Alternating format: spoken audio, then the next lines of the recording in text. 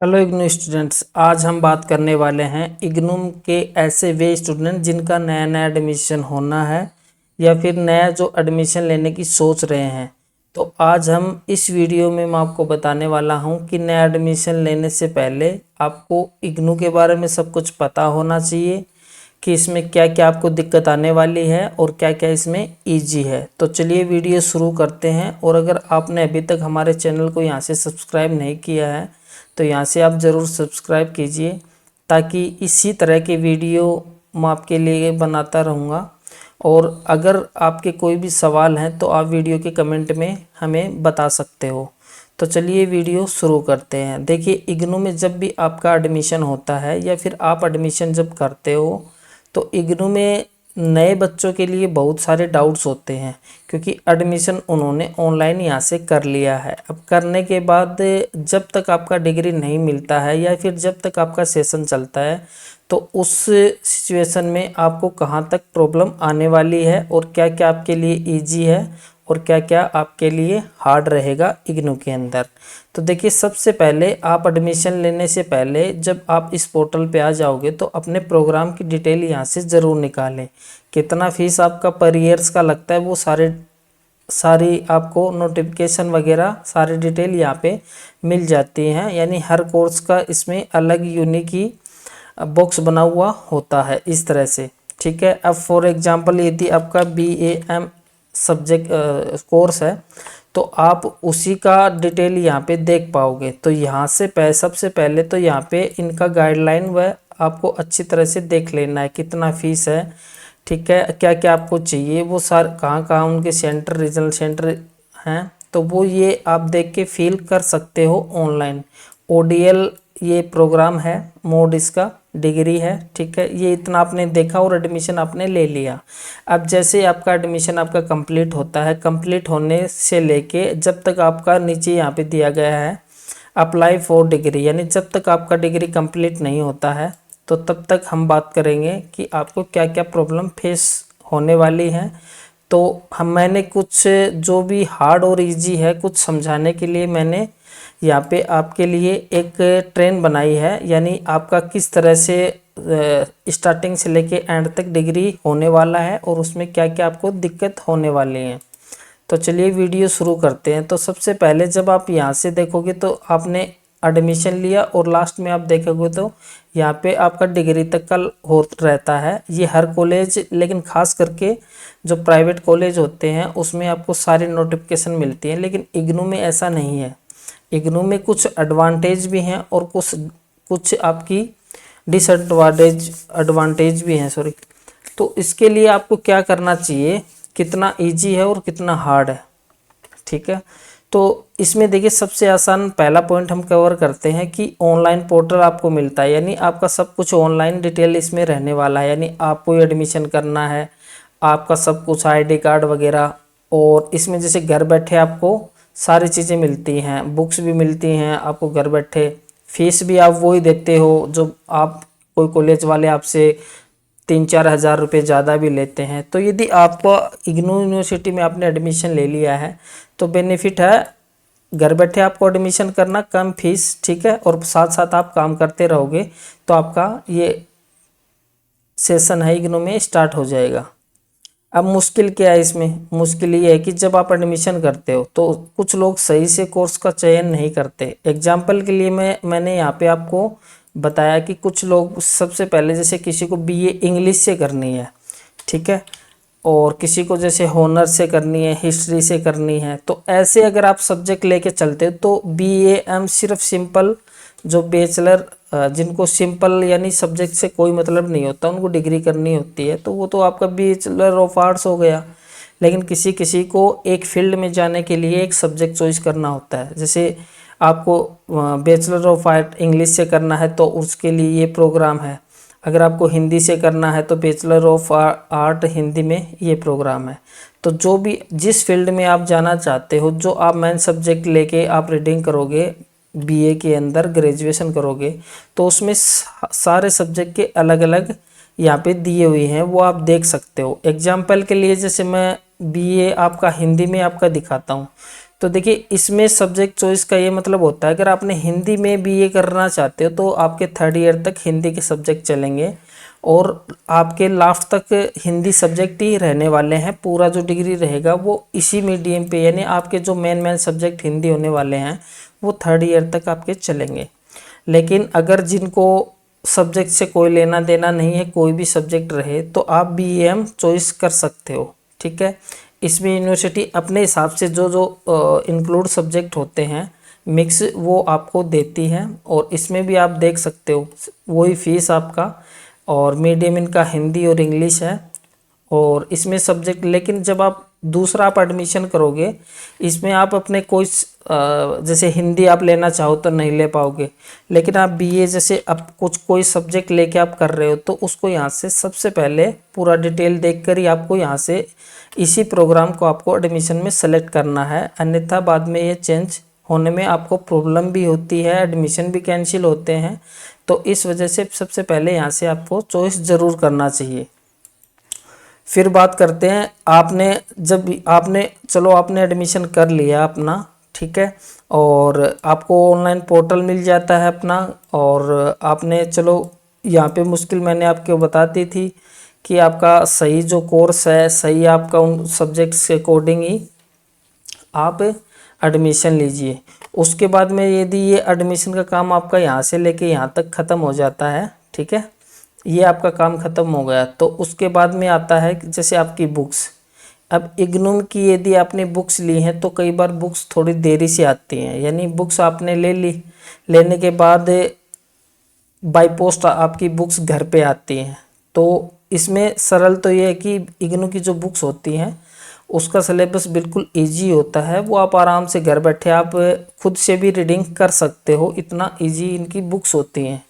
लेकिन इसमें दिक्कत क्या होती है कि बुक्स आपकी देरी से आती हैं, यानी जब आप एडमिशन लेते हो किसी स्टूडेंट का मान लो 3 मंथ में बुक्स आ गया, किसी का 4th में आ गया, किसी का 5 मंथ में आ गया, और किसी का 6 मंथ में बुक्स आ गया।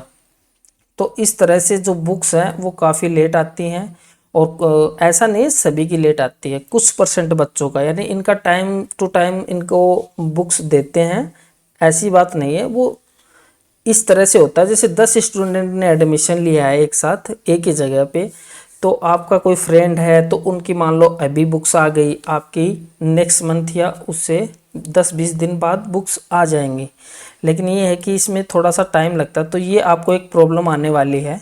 अगर इसका कोई सोल्यूशन नहीं है, जैसे जैसे स्टॉक होता है इग्नू वाले खुद ही डिस्पैच उसकी बुक्स ज़रूर करते हैं। फिर नेक्स्ट आपका रहता है जैसे बुक्स मान लो किसी की आ गई या फिर नहीं आई, तो इसमें ये मेन पार्ट होता है इग्नू का कि आपका जो असाइनमेंट है, ठीक है, आपने एडमिशन लिया, आपकी बुक्स आई, उसके बाद में आपने असाइनमेंट आपके बनते हैं हर कोर्स में, चाहे इग्नू में आपने कोई भी कोर्स आपने लिया हो, तो इसमें आपको असाइनमेंट बनाना ज़रूरी है। जिसने असाइनमेंट नहीं बनाया है और जिसने जैसे एग्ज़ाम दे दी, एडमिशन ले लिया, तो जिसने असाइनमेंट नहीं जमा किया है तो उसके पेपर क्लियर नहीं होते हैं, यानी उसके बिना डिग्री नामुमकिन है मिलना। तो आपको असाइनमेंट ज़रूर बनाने हैं।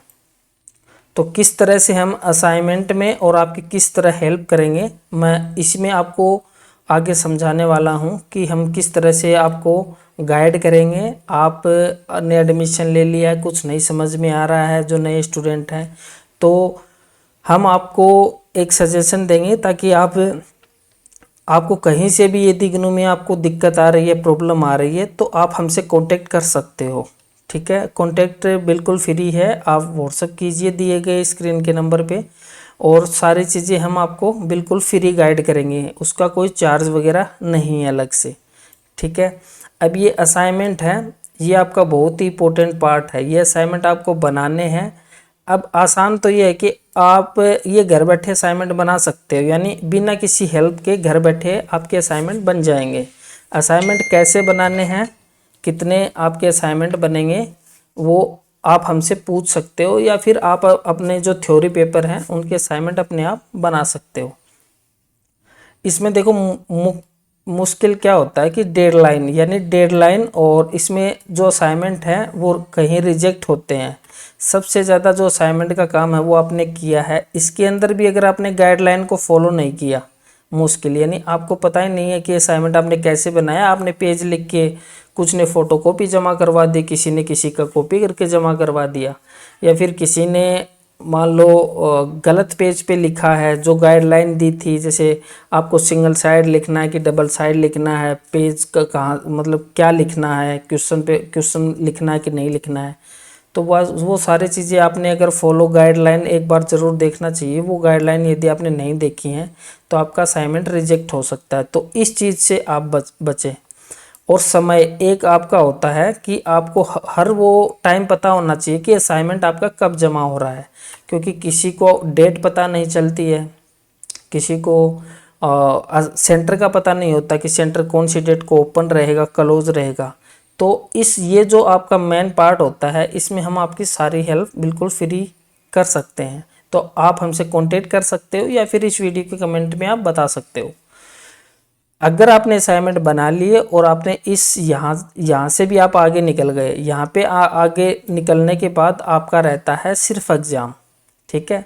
अब एक चीज़ यहाँ पे मैं स्टूडेंट को बताना चाहूँगा कि एग्ज़ाम देने से पहले आपको एक एग्ज़ामिनेशन फॉर्म फिल करना होता है। अगर वो फिल नहीं किया, आप दिसंबर में पेपर है, मान लो आपने अक्टूबर या सितंबर में फॉर्म नहीं फिल किया है, तो दिसंबर में पेपर उन्हीं के होंगे जिन्होंने एग्ज़ाम फॉर्म फिलअप किया है।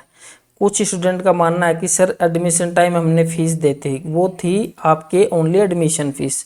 एग्ज़ाम फीस चाहे वो SC हो ST हो, सभी का सेम लगता है। तो आप एग्ज़ाम देने से पहले एग्ज़ाम फॉर्म ज़रूर अपना फिल कर ले। अब जब आप एग्ज़ाम फॉर्म फिलअप कर लेते हो तो इसके अंदर भी आप यहाँ पे देखोगे ना कि आपका इसमें क्या क्या ईजी है और एग्ज़ाम फॉर्म में क्या आपका हार्ड है। यानी एडमिशन चाहे आपने कहीं से लिया हो, ठीक है, यदि आप कोई भी स्टेट से हो और एग्ज़ाम आपको देना है, आप फ़िलहाल वहाँ नहीं हो, तो इसमें सबसे इजी है आप अपने पास का कोई भी आप इस सेंटर ले सकते हैं। ज़रूरी नहीं है आपने एडमिशन लिया उसी कॉलेज में आपको एग्ज़ाम देना है।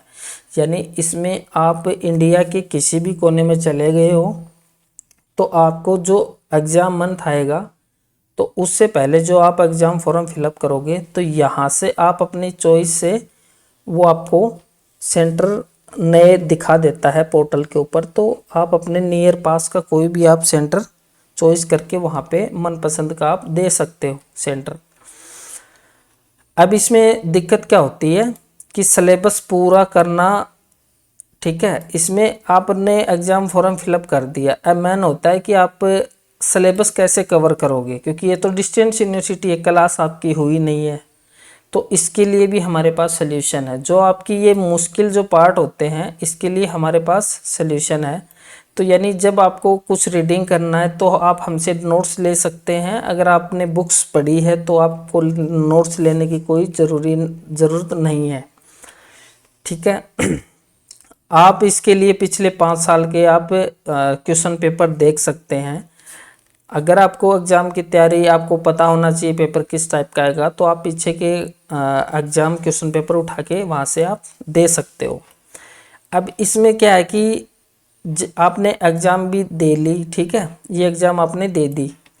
अब देखो स्टार्ट से लेके आपने एंड तक, यानी आपने एडमिशन लिया, उसके बाद में आपकी जो बुक्स हैं वो आ गई हैं, असाइनमेंट आपने बना लिए हैं और आपने एग्ज़ाम भी दे दी है।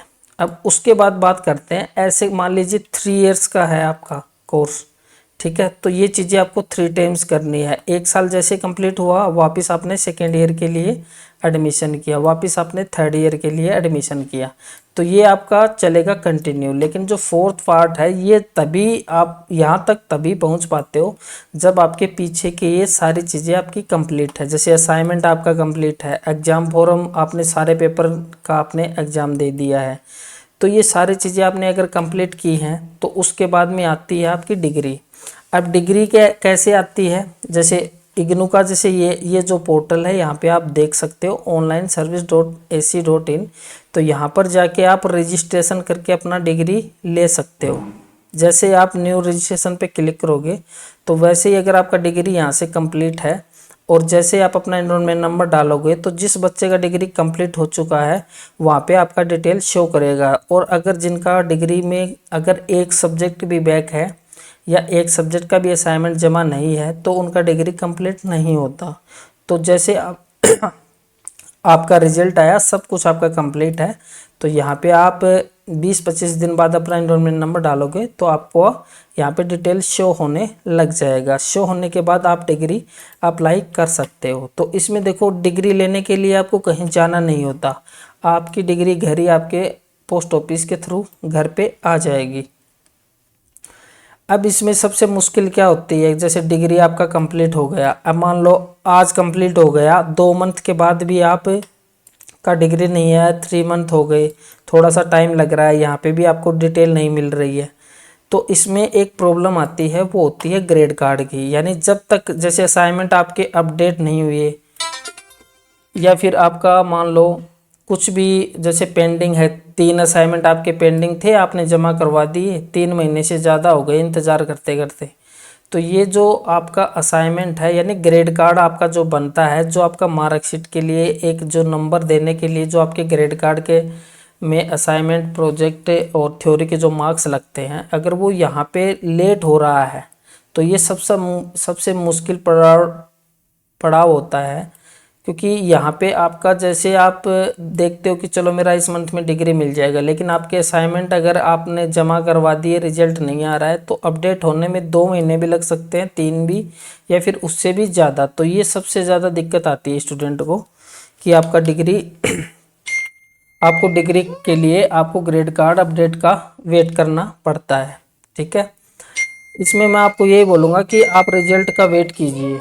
ठीक है, आप रिजल्ट का वेट कीजिए। अगर आपने असाइनमेंट जमा किए हैं और ग्रेड कार्ड में नहीं अपडेट किए हैं तो आपको सिर्फ वेट करना है, आपको इधर उधर नहीं जाना है, भागना नहीं है, भागदौड़ नहीं करनी है।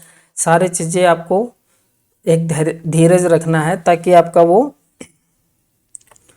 सही से अपडेट होके फिर आपकी जो डिग्री है वो घर पे आपकी मिल जाएगी।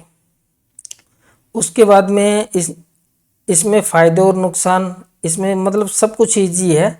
अगर जिस स्टूडेंट को ये प्रोसेस समझ में आ गया, जो मैंने अभी आपको बताया है कि ये आपने एडमिशन लिया, फिर आपकी बुक्स आपके घर आई, उसके बाद में आपने असाइनमेंट वगैरह जो भी आपका प्रैक्टिकल प्रोसेस वगैरह जितना रहेगा वो आपने कंप्लीट किया, उसके बाद आपने एग्ज़ाम फॉर्म फिलअप कर दिया। फिलअप करने के बाद इस तरह से आपने मान लो 1 साल का तो ये आपको 1 टाइम करना है, अगर आपका 3 साल का तो इससे पीछे पीछे आपका लगभग ये जो पार्ट है ये 3 इयर्स आपको करना होगा।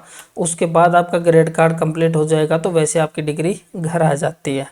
इसमें ईजी भी मैंने आपको बताया है, और इसमें जो नुकसान है वो यही है कि सबसे देरी, जैसे इनका रिजल्ट है, बुक्स वगैरह हैं, ये थोड़ी लेट आती हैं। और लेट आने का कारण भी मैंने आपको बता दिया कि बहुत सारे स्टूडेंट होते हैं तो जिनकी स्टॉक वगैरह अगर इनके पास सही है तो आपके नेक्स्ट मंथ में बुक्स आ जाती हैं। और फिर है जैसे अपडेट की, ये अपडेट का क्या मतलब होता है, यानी आपको कोई गाइड करने वाला नहीं है, यानी आपको कोई खुद से पहले बताने वाला नहीं है। मान लीजिए आपने इग्नू में एडमिशन लिया, आप डिस्टेंस से हो, तो आपको इग्नू के बारे में कोई ऐसे, आपने एडमिशन लेने के बाद कोई आपको गाइड नहीं करने वाला। आपको सिंपली इग्नू से ईमेल आते रहते हैं कि आपका ये फॉर्म निकला हुआ है, अभी आप ये कीजिए, तो आपको एक ईमेल कंटिन्यू आपको चेक करने होते हैं।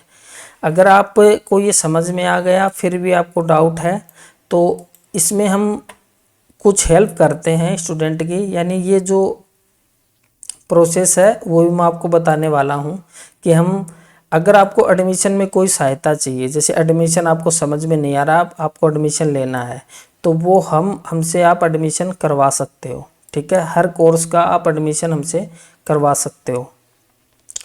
डॉक्यूमेंट्स कौन कौन से लगेंगे वो भी आप को हम बता देंगे। और इसमें खुद से एडमिशन करते हैं तो बस एडमिशन टाइप आप कोई मिस्टेक मत करना, जैसे फादर नेम है, मदर नेम है, आपके खुद के नेम में है, या सब्जेक्ट चॉइस में है, क्योंकि यहाँ पे एडमिशन टाइप में आपको 2 या 3 बातें ध्यान में रखनी है। अगर वो नहीं रखी तो आपको फिर प्रॉब्लम होगा, इधर उधर से आपको जाना पड़ेगा, यूनिवर्सिटी के चक्कर काटने पड़ेंगे। तो कोशिश कीजिए आप इन चीज़ों से, गलतियों से बचें और कुछ ऐसा ना करें जिसकी वजह से, क्योंकि एडमिशन आपको 1 टाइम लेना होता है, एक बार आपकी फ़ीस कट गई वो कोर्स आपको 3 ईयर्स तक या जितने ईयर्स का लिया है इतने तक आपको वही करना होगा। हाँ, उसमें चेंजमेंट सब कुछ होता है, नेम करेक्शन भी होता है, लेकिन उसमें आपको दिक्कत आएगी, प्रॉब्लम आएगी, इधर उधर का भागदौड़ आपका रहने वाला है। तो कोशिश कीजिए एडमिशन आप सही से कीजिए, ठीक है। अब बुक्स, यानी बहुत सारे स्टूडेंट हैं जिसकी मान लो बुक्स वेट करते करते टाइम हो गया, कैसे नहीं आ रही है, तो वो चीज़ें भी आप हमसे पूछ सकते हो या चेक करवा सकते हो।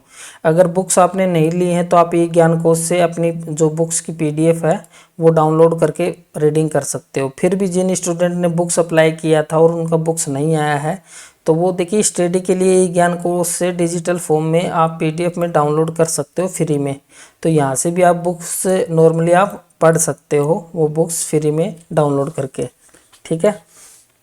और एक हम क्या करते हैं, जैसे जो स्टूडेंट हमारे पास एडमिशन लेता है या फिर हमसे जो हेल्प लेता है, तो हम उनको ऐसे जैसे नॉर्मली किसी ग्रुप में आपको ऐड कर देंगे, ताकि आपको मोस्टली हर वो जानकारी आपको मिलती रहेगी जो आपको करनी होती है।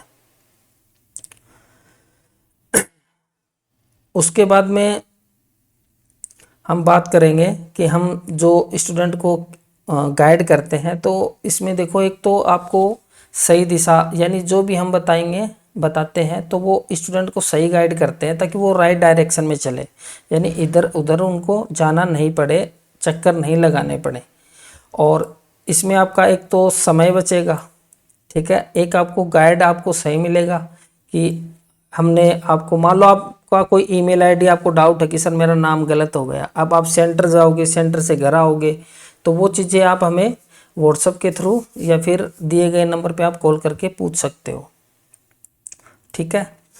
उसके बाद में इसमें हम असाइनमेंट्स में लेके भी आपका हेल्प करवाते हैं कि आपको कौन से क्वेश्चन बनाते हैं, कौन से असाइनमेंट बनाने होते हैं। यानी जैसे इग्नू में क्या होता है कि ओल्ड असाइनमेंट भी रहते हैं, नए भी रहते हैं और अदर सेशन का भी रहता है, तो बहुत सा एक ही क्वेश्चन पेपर 3-4 बार इग्नू अपडेट करता है।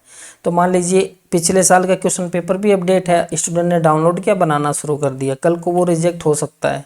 तो इसके लिए हम क्या है कि स्टूडेंट यदि असाइनमेंट से रिलेटेड हमसे कुछ भी क्वेरी करते हैं तो हम उसे उन्हीं का सेशन पता करके फिर उस हिसाब से उनको सेशन बताते हैं कि आप ये असाइनमेंट आप बना लीजिए, ठीक है। तो आज के इस वीडियो में बस इतना ही। Thank you.